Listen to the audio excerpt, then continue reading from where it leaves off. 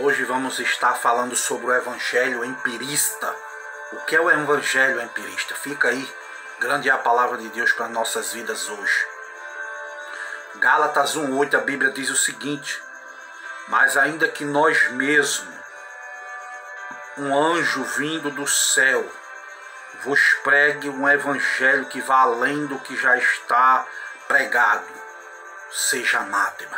A palavra anátema significa amaldiçoado. A verdade é que muitas doutrinas, práticas em nossos dias têm surgido depois de divinas visões, revelações, supostos arrebatamentos ao céu, ao inferno, individuais ou em grupos, quedas de poder, contato com anjos, com espíritos. E há crentes que são levados por toda roda de ventos e doutrinas, porque não aprenderam a guardar a palavra de Deus acima de tudo. É isto que importa. As santas sagradas escrituras, meu irmão, estão acima de qualquer experiências, por mais sobrenaturais que pareçam. Muitos têm feito como os falsos discípulos de Jesus. A Bíblia diz que uma grande multidão seguia, porque viu os sinais, que Jesus operava milagres. Mas bastou Jesus dizer a verdade e a multidão o deixou. A Bíblia diz lá em João, que quando Jesus estava discursando no capítulo 6, a Bíblia diz que eles olharam e disseram: dura este discurso. Desde então muitos discípulos tomaram para trás e já não andavam mais com Jesus. Mas o que é que vem a ser um evangelho empirista? A palavra empirismo vem do francês empirisme. É a doutrina, o sistema filosófico segundo o qual todo conhecimento provém especificamente da experiência, né? E sabemos que não é bem assim. Sabe? E eles dizem que limita-se ao que pode ser captado do mundo externo. O evangelho empirista prioriza os sinais, as revelações, as experiências fantasiosas e não a palavra de Deus. O teólogo Cláudio Honor de Andrade, ele diz: a ocorrência de milagres não denota necessariamente avivamento. A característica principal deste avivamento é o amor a Cristo, que nunca deixa de ser o primeiro. Amamos a Jesus não pelos sinais, pelas maravilhas que Ele opera, não. Mas devemos amá-lo pelo sacrifício do Calvário, que Ele usou por todos nós. Os propagadores do evangelho empirista desprezam os pregadores que expõem a palavra de Deus. Muitas vezes as pessoas, os pregadores que expõem a palavra, são considerados como homens sem fé, que não usufruem do sobrenatural de Deus, que não têm ousadia para levar os ouvintes ao delírio, a novas experiências. Está errado isso. O apóstolo Paulo teve experiências com Deus. Paulo foi um homem que experimentou milagres, experiências sobrenaturais. Numa delas ele foi arrebatado ao terceiro céu, ao paraíso. Ele dizia que conhecia um homem que há 14 anos, se no corpo ele não sabia, se fora do corpo também não sabia, foi levado ao paraíso e foi vista coisas inefáveis, o qual não era lícito falar.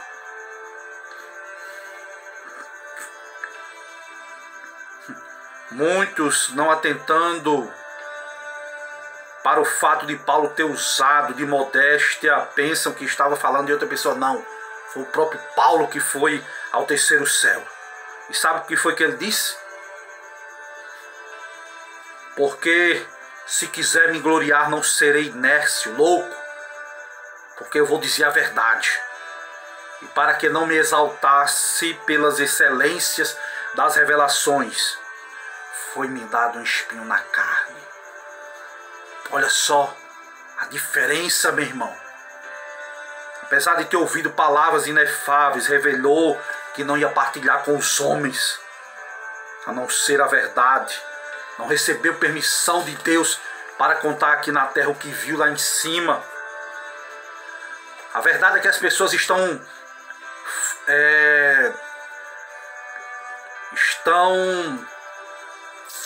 não estão gostando só do único maná que é a palavra de Deus.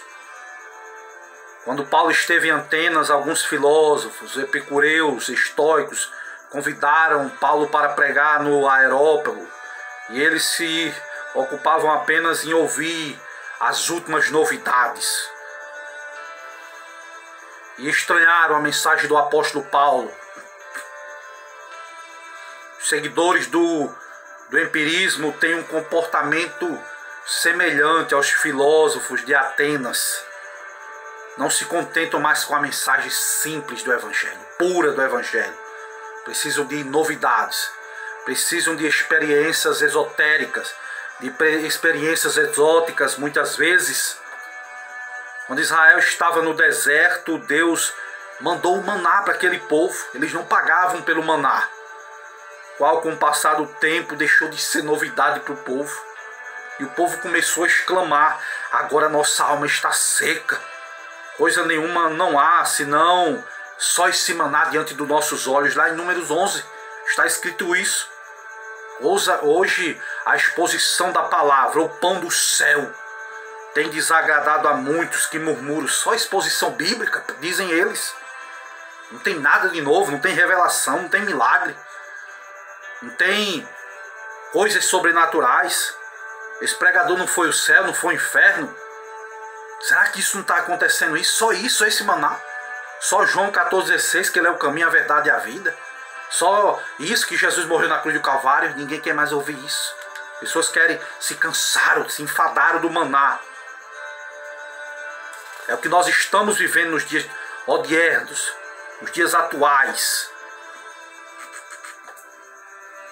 Alguns anos atrás, todos ouvimos falar das bênçãos de Toronto, que envolveu crentes de toda a América do Norte, da Europa, do Brasil. Várias pessoas se reuniam próximo do aeroporto de Toronto, ali no Canadá. E muitas delas latiam como cães, caíam no espírito, sendo tomadas de risos prolongados, incontroláveis.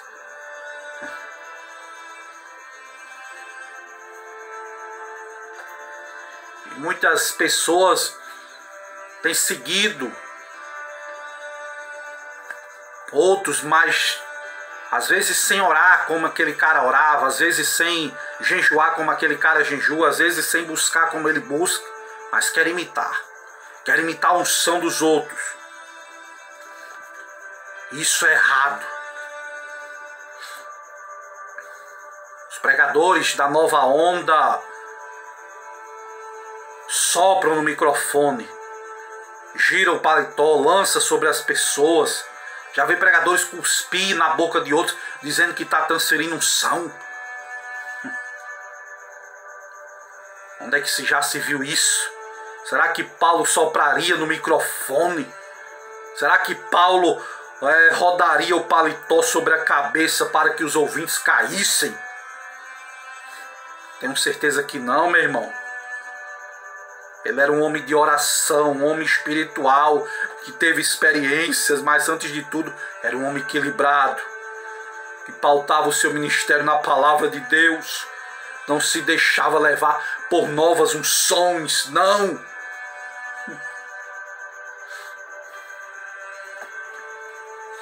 Devemos ter cuidado nesses últimos dias.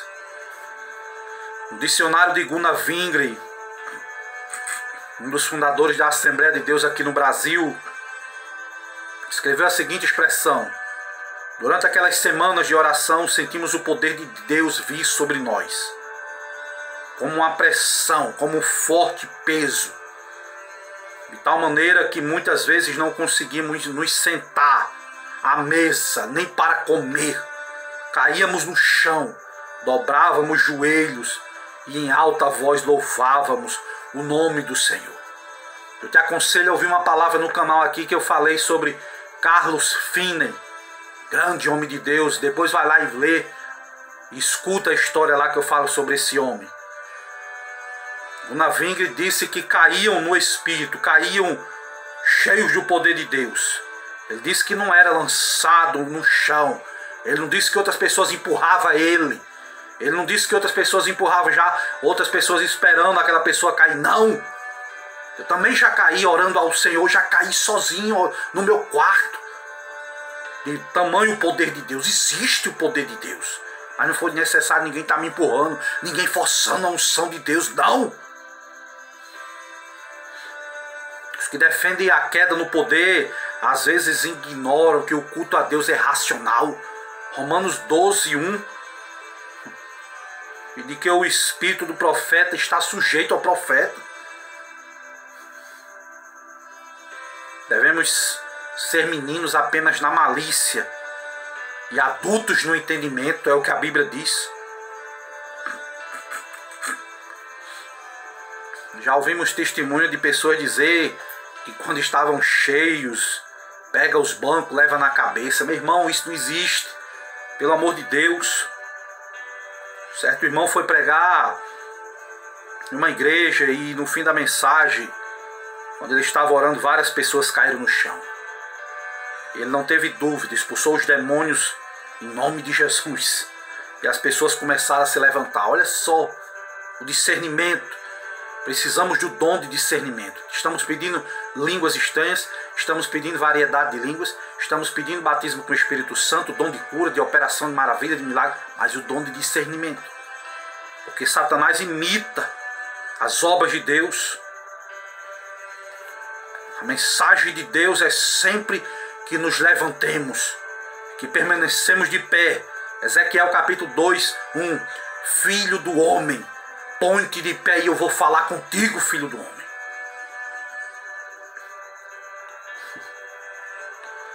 Se você tem dúvida com relação a isso, Paulo nos dá um conselho em Efésios 5,14. Desperta, ó tu que dormes, levanta-te. Levanta-te entre os mortos e Cristo te esclarecerá. Efésios 5,14.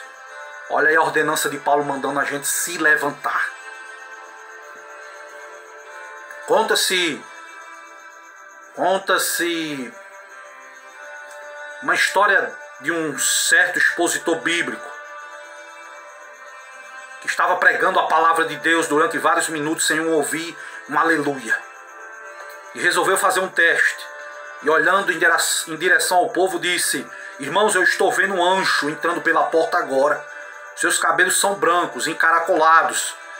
Ele tem uma espada na mão e um rolo na mão esquerda. De repente, o lugar que estava apático, o auditório entrou em êxtase. Mas o pregador não perdeu a viagem. Sacudindo o pequeno sino sobre o púlpito, para que o povo fizesse silêncio por um instante, ele disse: amados irmãos, gostaria de lhe confessar que eu não estou vendo anjo nenhum. Eu só disse isso para vocês perceberem o quanto tem desprezado a exposição da poderosa palavra de Deus. Que bela lição para os crentes. Muitos empiristas preferem adorar os anjos, preferem experiências mirabolantes, preferem ter visões com anjo do que com o próprio Cristo. De acordo com a palavra de Deus, os anjos são ministros do Senhor. Não cabe a nós invocá-los, não, como alguns animadores de auditório têm feito, dizendo ter crédito no céu. Não! Os anjos são espíritos ministradores que o Senhor envia quando Ele quer, em favor dos seus santos. Só isso. Há pregadores que contam experiências exóticas, em que animais, em que aves Muitas vezes lhe transmitiram mensagens proféticas. Temos que ter muito cuidado, muita cautela com isso. A Bíblia diz Senhor, Senhor. Não profetizamos no teu nome, não expulsamos demônios no teu nome, não fizemos muitas maravilhas. Dizer Senhor, Senhor é uma coisa, e ser um servo de Jesus é outra coisa bem diferente. Paulo, inspirado pelo Espírito Santo, certa vez disse, dizendo-se irmãos são devassos, avarentos, idólatras, maldizentes, beberrões, roubadores. A Bíblia diz que lá em Tiátira, numa das igrejas que João enviou a sua carta da Ásia Menor, havia uma mulher chamada Jezabel, que se dizia profetisa. E Jesus deu tempo para que se arrependesse e não se arrependeu. E Jesus disse, eu vou lhe colocar de cama, porque ensina os sacrifícios da idolatria. Então está ensinando o meu povo a se prostituírem.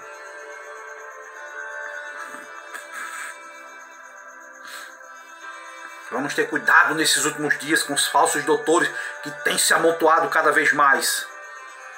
Não devemos desprezar as manifestações do Espírito, não. A Bíblia diz que não devemos apagar o Espírito, não.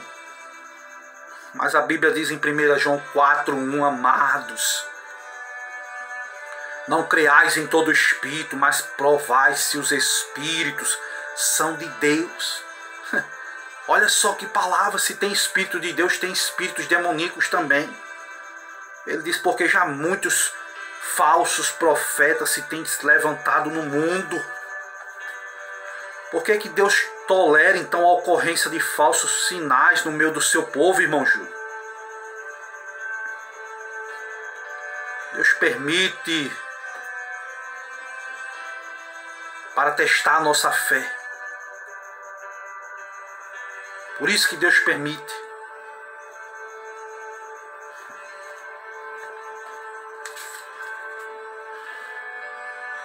É comum nos dias de nossos vermos muitos testemunhos estranhos. Às vezes para ganhar reputação, às vezes para ganhar fama, às vezes para ganhar nome. Mas a questão é incredulidade ou cautela. A Bíblia diz que a letra mata e o Espírito vivifica. A letra que mata não é a palavra de Deus, que é viva e eficaz, não. Paulo referiu-se à lei mosaica, escrita em tábuas de pedra. Ele disse, vós sois a carta de Cristo, ministrada por nós, escrita não com tinta, mas com o Espírito Santo, não em tábuas de pedra, mas em tábuas de carne do coração. Muitas vezes as pessoas pegam um texto bíblico fora de contexto, como por exemplo, eis que farei uma coisa nova. E aí usa esse versículo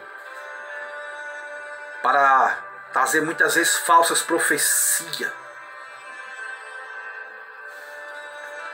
E temos que ter muito cuidado. Todo texto tem um contexto. E texto fora de contexto vira um pretexto para falsas profecias. Então quer dizer, irmão Júlio, que Deus não opera milagres, Deus ainda opera milagres. Jesus não mudou. Nós é que mudamos. Mas Jesus não veio mudar o mundo através dos seus milagres, não. Jesus veio, mediante o sacrifício vicário, realizar por toda a humanidade o maior milagre, que foi morrer naquela cruz por minha vida, por você. Que Deus te abençoe e te guarde.